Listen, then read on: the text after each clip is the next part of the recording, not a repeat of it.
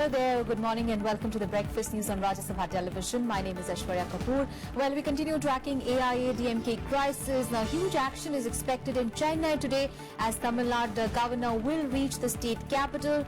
This even as both Sasikala and O. Paneerselvam claim majority support. Well, that will be our top focus. That and much more in this bulletin. Let us start with the headlines. Congress seeks apology from Prime Minister Modi over comments against Dr. Manmohan Singh. Rahul Gandhi says Prime Minister demeans his position and hurts the dignity of Parliament. Last day of campaigning for Phase 1 of Uttar Pradesh elections, 73 seats spread across 15 districts to vote on 11th of February. Tamil Nadu governor to reach Chennai today as V.K. Sasikala tries to keep her supporters together. AIADMK MP is likely to meet a president seeking her early swearing in. Lower House of British Parliament approves a Brexit bill, allows the Theresa May government to begin UK's departure from the EU. And Bangladesh played their first test on Indian soil after being granted a test team status. The one-off test takes place in Hyderabad. First up, news from Parliament. Well, it is the last day of the first part of the budget session today. Well, the session began on 31st of January with the President's address to the joint sitting of Parliament. Well, it was followed by the Union budget that was presented on 1st of February. It was for the first time that the general and rail budgets were merged and they were presented as one. It was also for the first time that the session was advanced by a month. Well, the session began on a sad note when a sitting Lok Sabha MP EM had suffered a stroke during the joint sitting of Parliament on the day one and died later in hospital. The budget presentation went on as per schedule and the Lok Sabha did not sit on 2nd of February to condole his death. Motion of thanks to the President's address was moved in both Houses of Parliament, during which the government counted its achievements while the opposition targeted it mainly over the issue of demonetization and surgical strikes. The Prime Minister replied to motion in both Houses of Parliament. Well, the Payments of Wages Bill was passed by both Houses during the session and the specified banknote cessation of liabilities bill was passed by the Lok Sabha. It is slated for consideration and return today in the Rajya Sabha. Well, both Houses go into a month-long recess from the 10th due to the ongoing assembly elections, and the second part of the budget session will begin from 9th of March. And the motion of thanks on President's address was adopted by the Upper House on Wednesday. Well, Prime Minister Narendra Modi replied to the debate and defended the decision of demonetization. However, the opposition parties, including the Congress, SP, JDU and the left parties, walked out of the House. भ्रष्टाचार और काले धन के खिलाफ लड़ाई ये कोई राजनीतिक लड़ाई नहीं है, किसी राजनीतिक दल को परेशान करने के लिए लड़ाई नहीं है और ऐसा सोचने का कारण भी नहीं है और इसलिए किसी ने इस विवाद को अपने साथ जोड़ने का कोई कारण नहीं बनता है. Replying to the discussion on the motion of thanks on the President's address, Prime Minister Narendra Modi said the fight against corruption is not a fight against any one political party. He also defended the autonomy of the RBI, saying the government does not interfere with its working. मुझ पे हमला हो, हमारी party पे हमला हो, सरकार पे हमला हो, बहुत स्वाभाविक है, वो चलता रहेगा अपना. लेकिन रिजर्व बैंक को घसीटने का कोई कारण नहीं, रिजर्व बैंक के गवर्नर को घसीटने का कोई कारण नहीं. हमने ऐसी इंस्टीट्यूशंस की मान मर्यादाओं का पालन करने में हम लोगों का योगदान होना चाहिए. और इसके पहले गवर्नर थे तब भी कुछ लोगों ने आवाज उठाई थी, मैंने उसका भी विरोध किया था कि शोभा नहीं देता. ऐसी चीजों को विवादों से परे रखना चाहिए. बाकी सरकार की व्यवस्थाएं हैं वो चलती रहेगी, उसको हमने करना चाहिए. The Prime Minister also took a dig at his predecessor Dr. Manmohan Singh, leading to a strong objection from the Congress party, which later walked out in protest. इस देश में शायद ही कोई ऐसा अर्थ जगत का व्यक्ति होगा जिसने हिंदुस्तान के 70 साल की आजादी में आधा समय एक ही व्यक्ति का इतना दबदबा रहा हो. और कितने घोटालों की बातें आई, लेकिन खास करके हम राजनेताओं ने डॉक्टर साहब से बहुत कुछ सीखने जैसा है। इतना सारा हुआ, उन पर एक दाग नहीं लगा। Earlier, the Congress party criticized the government on the issue of demonetization.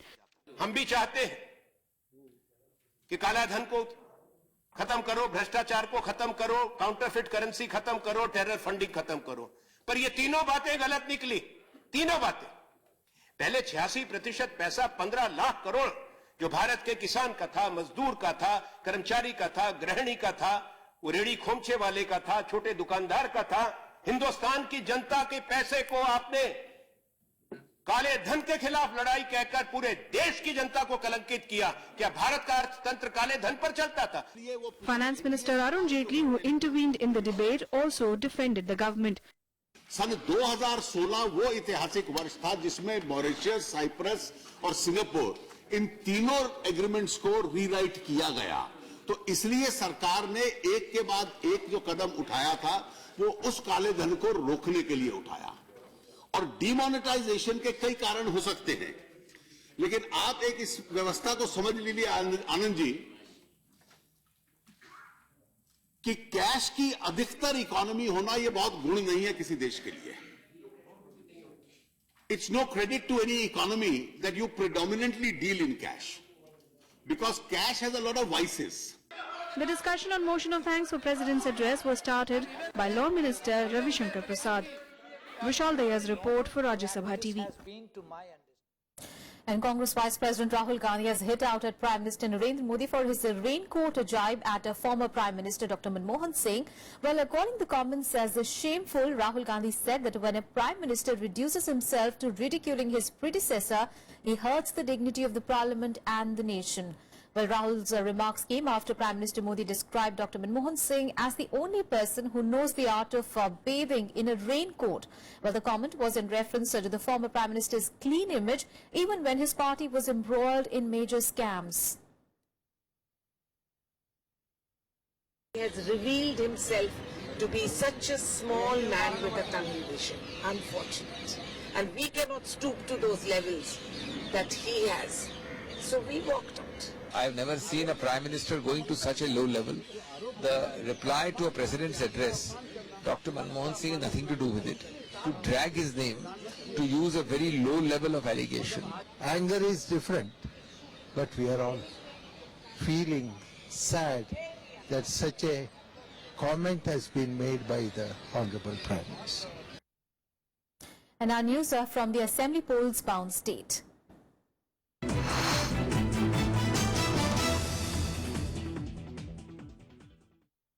Well, today is the last day of campaigning for the first phase of elections in Uttar Pradesh, scheduled for 11th of February.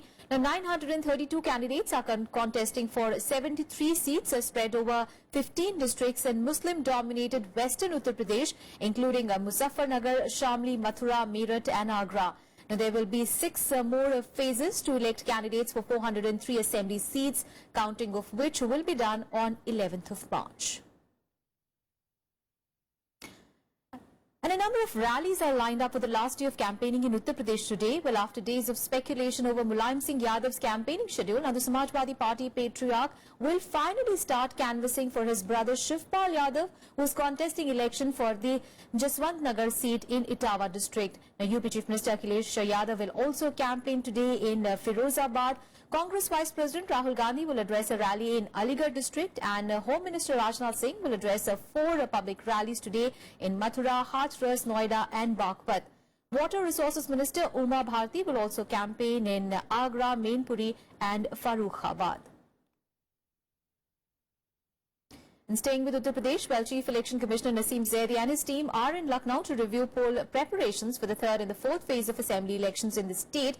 Well, during the 2-day visit, Zaidi will meet administrative officials of enforcement agencies, and the commission will also meet the representatives of political parties to seek their feedback on election preparedness. Now, 69 constituencies will vote in the 3rd phase on 19th of February, and the elections for 53 seats will take place on 23rd of February. And earlier, Prime Minister Narendra Modi addressed an election rally in Ghaziabad, which is set to go to polls during the first phase of polling. Well, Prime Minister Modi stepped up his attack against the Samajwadi Party Congress alliance and the Mayawati-led BSP over corruption.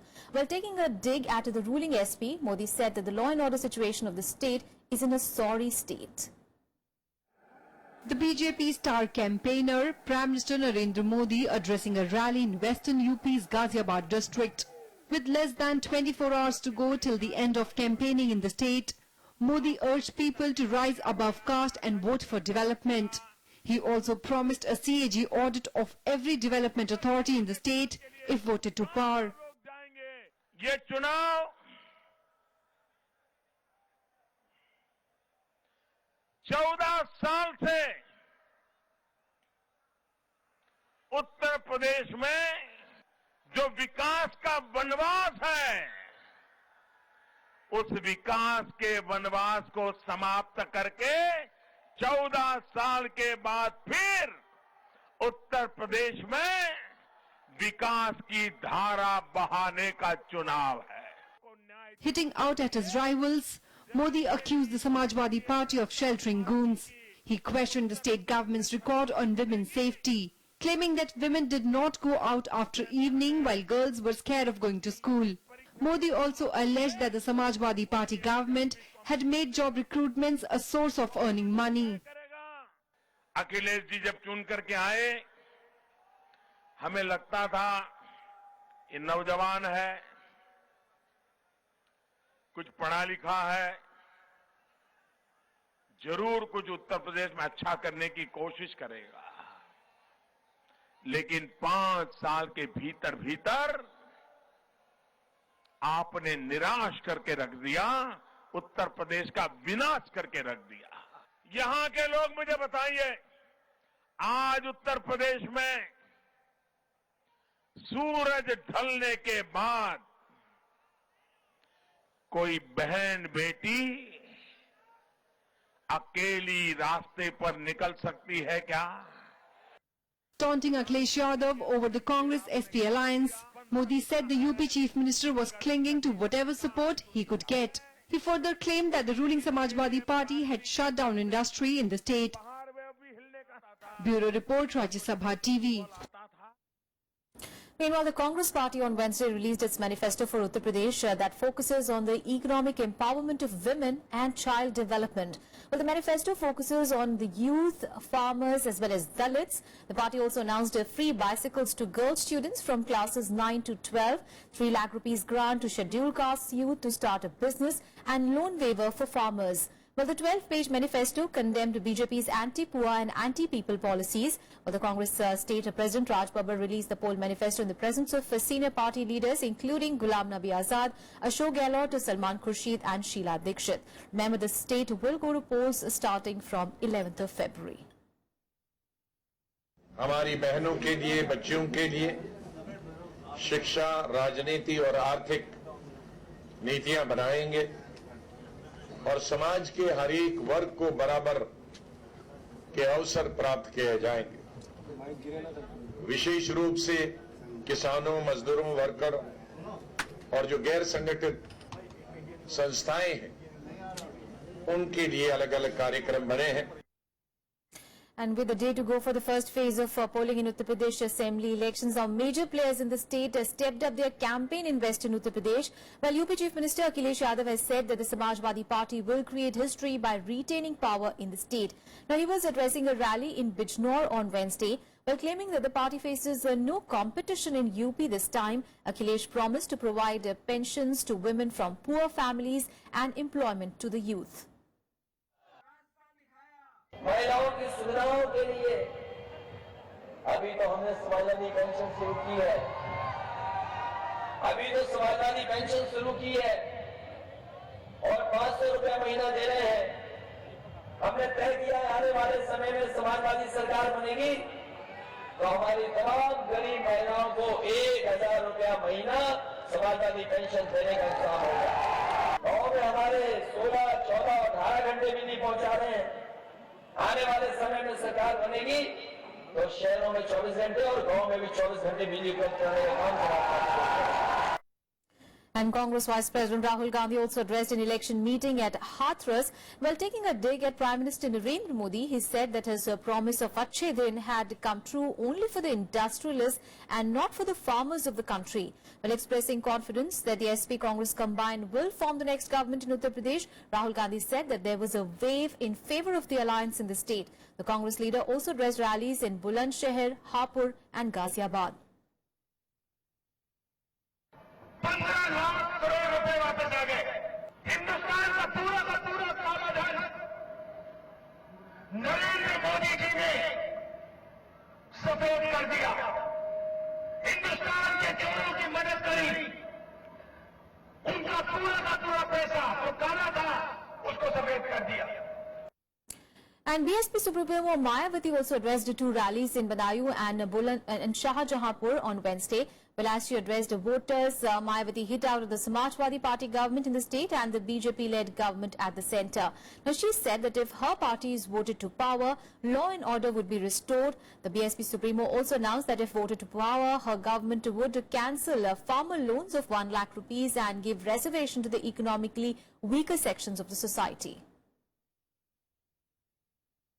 यहाँ पूरे प्रदेश में चोरी, डकैती, लूटमार, फिरौती, हत्या, अपहरण, महिला उत्पीड़न, गुंडा टैक्स, सरेआम गुंडागर्दी, जमीनों को जबरन अवैध कब्जे तथा सांप्रदायिक दंगे, तनाव आदि की घटनाएं काफी ज्यादा सीमा पर होती रही और खास तौर से आपके बदायूं जिला जो बहुत पिछड़ा हुआ है तो यहाँ पर तो हर प्रकार का अपराध बड़े पैमाने पर बढ़ा है।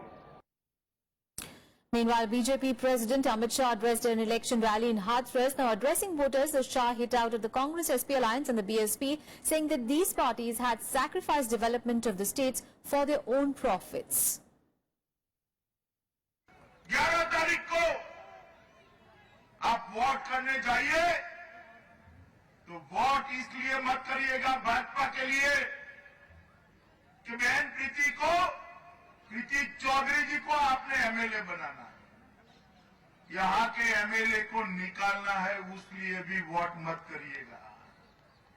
मुख्यमंत्री बदलने के लिए भी वोट मत करिएगा। उत्तर प्रदेश की जनता को मैं अपील करने आया हूं, उत्तर प्रदेश का भाग्य बदलने के लिए भारतीय जनता पार्टी को वोट करिए।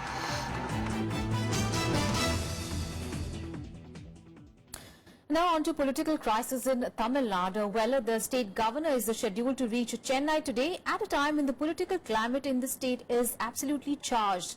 Also, AIADMK MPs are likely to meet the president today to seek a memorandum to him seeking early swearing in of V.K. Sasikala as the chief minister of the state. And the man who raised a banner of revolt in the AIADMK, O. Paneerselvam, now he has written to the banks asking them to not allow any transactions in party accounts without his consent. Here is all the details. In the backdrop of the unfolding political drama in Tamil Nadu, AIADMK MPs arriving in Delhi on the last day of the first part of the budget session. Leaders owing allegiance to Party General Secretary V.K. Sasikala expected to meet President Pranab Mukherjee and submit a memorandum seeking an early swearing-in ceremony. They are having already majority. Only you want to represent the Rashtrapati. Okay, but Mr. Paneerselvam also saying that I also have a majority. I will prove. So how they are going to? Already resigned. Okay. What is the use of speaking about him? Already resigned accepted by the governor. Okay. Then what he will prove? Sasikala putting up a display of strength by keeping her flock together. 131 of the party's 134 legislators attending the meeting at the AIADMK headquarters in Chennai. They were then herded in buses to undisclosed locations. All the MLAs of AIADMK party are behind Honorable Chinnamma. Chinnamma's leadership has been accepted by each and every rank and file of the party. No, that is always, he used to make false claims, false statements against the truth. The Paneerselvam camp dismissing the show of strength, saying it has to be proved on the floor of the House. This number 134 or 132 will not be decided in the studios or in the roads. It has to be decided in the floor of the assembly. As per a PTI report, after keeping away from Chennai for 3 days, Governor Vidyasagar Rao, who is also the governor of Maharashtra, will be reaching the city today. Further cracking the whip on the rebel camp, V.K. Sasikala sacked the party's Information Technology Wing Secretary from primary membership. Right now I've been removed from the party position and because I was showing support to Honorable O. Pannirselvam. I would like to work continuously and show my commitment and dedication in the path Amma has shown, and I will extend my support to O. Pannirselvam. Pannirselvam, who was removed from the post of AIADMK treasurer, has written to banks to not allow any transactions in party accounts without his consent. It is very rightful, and it would have been the will of even our Amma to have him as a minister, not anybody else. Pannirselvam has also dismissed allegations of him being a DMK puppet. Political parties, including the DMK, too have denied having any hand in his resurgence. In public, he has said that he was forced to resign. And when Chief Minister himself is in that position, you can just imagine what is the condition of the common man in Tamil Nadu. For the past few months, the government machinery is not at all working. So the current Chief Minister, Mr. OPS, should be given an opportunity to speak, to seek the support of the MLAs. The MLAs represent the citizens of Tamil Nadu. The MLAs have to be given an opportunity to speak and exercise their mandate on the floor of the House. What Ms. Sasikala or her cronies have done to threaten OPS and to intimidate him into resigning is against democratic principles. The governor is studying the situation constitutionally, legally, and he will take an appropriate decision, and centre has no role to play in this. Allow Sasikala to take oath as the CM. As per the constitution, as per the democratic principles, as per the assembly parliamentary system and all. So he is not coming here. Why he has gone to Delhi, I don't know. Then from there, why he went to Bombay? Why he is not coming here? Why they are delaying it? The state has plunged into a political crisis after Pannirselvam, in an unexpected move, alleged that he was forced to resign from the Chief Minister's post. V.K. Sasikala has rubbished that allegation. Bureau Report, Rajya Sabha TV. On to some international news now. Well, in a major boost for British Prime Minister Theresa May, our country's the lower house of parliament approved the Brexit bill to let the government to begin the UK's departure from the EU. The legislation now moves to the House of Lords, and with the passage of the bill, the government remains on course to trigger formal Brexit talks by the end of March. The question is that the bill be read a third time. The question is that the bill be read. As many of that opinion say aye. Aye. The country, no. Division, clear the lobbies. Discussion and voting in Britain's lower house of parliament over a bill to allow Prime Minister Theresa May's government to officially begin the Brexit process. After an intense 7-hour debate, lawmakers voted 494 to 122 in favour of the legislation, which was passed without amendment and on schedule. Now it will be put before the upper house, House of Lords, for a final decision later this month. The ayes to the right, 494. The noes to the left, 122. The ayes have it. The ayes have it. The vote came up in Parliament after the country's Supreme Court recently ruled that in order to begin the EU withdrawal, May must seek the approval of Parliament. And now the passage of the bill marks a significant step towards starting what is expected to be a complex and difficult 2-year negotiation with the EU on issues such as trade, immigration and security. David Davis, Brexit Secretary, called the vote historic. He added, "It is now time for everyone, whichever way they voted in the referendum, to unite to make a success of the important task at hand for our country." Theresa May has vowed to trigger Article 50 of the Lisbon Treaty, the legal mechanism to begin the EU withdrawal, by the end of March. And if the bill has a smooth passage in Britain's upper house of parliament, like it did in the lower house, May will be on course to meet the deadline. Bureau Report, Rajya Sabha TV. And China has defended its decision to block the US's proposal in the United Nations for designating Pathankot attack mastermind and Jaish-e-Mohammed chief Masood Azhar as a global terrorist. Well, China, while justifying its decision, said that the conditions have not been met for Beijing to back the move. Well, a Chinese Foreign Ministry spokesperson Lu Kang said, and I quote him now, China has put the request on technical hold to allow the relevant parties more time to consult with each other.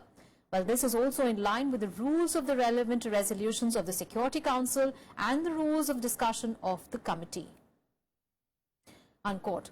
Well, to a question whether it will have an impact on India-China relations, he said that the Beijing and New Delhi have exchanged views on the issue and that China hopes it will not have a negative impact on our relationship. He also ruled out that China was blocking the move at the behest of Pakistan. Remember, China has put a hold on the US-initiated proposal, which comes barely weeks after India's bid to get Azhar banned by the United Nations was scuttled by Beijing last December. India has said that those who fail to accept that Pakistan has been encouraging militancy on Indian soil will not only be forced to accept it, but also will have to face the consequences. सारा विश्व इस बात को स्वीकार करने लगा है कि भारत की धरती पर और विशेषकर जम्मू कश्मीर में जितना भी आतंकवाद की गतिविधियां होती हैं उसके पीछे पाकिस्तान का हाथ भी है, समर्थन भी है, प्रोत्साहन भी है। और धीरे धीरे भारत के दृष्टिकोण को सारा विश्व स्वीकार करने लगा है। जो देश अभी भी इसको स्वीकार करने में असफल हैं, असमर्थ हैं या इनकार करते हैं, भले ही वो पाकिस्तान स्वयं हो, भले ही वो चीन हो, उन्हें भी देर सवेर न केवल इसे स्वीकार करना पड़ेगा, विवश होना पड़ेगा स्वीकार करने के लिए, बल्कि इसका हर्जाना भी भरना पड़ेगा। And finally, on to some sports news now. Well, India will take on Bangladesh in a one-off test in Hyderabad today. For Bangladesh, this is a historic moment as they will be playing a test match on Indian soil for the first time ever since they got the test status 17 years ago. Well, with a pool of high-quality players in their ranks, India is overwhelmingly favourites against Bangladesh. Well, for the hosts, it will be more about maintaining momentum that they have acquired by winning 7 out of 8 matches against comparatively better sides like New Zealand and England in the recent past. Well, that's all that we could pack in this half-an-hour news bulletin. Thanks for watching. Have a great day ahead.